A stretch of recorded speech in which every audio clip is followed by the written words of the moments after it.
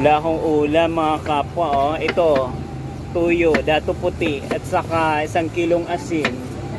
Oh.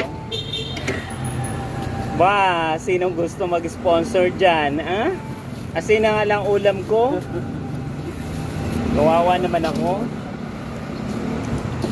Sa totoo, may ulam ako, pansit para humaba ang buhay. Pag humaba ang buhay, pag hindi humaba, wala akong magagawa. Choice yan ni Lord. Wala ng gas station. Hindi marito. Naku, wala na. Ano nangyari? Ang puting is one shade.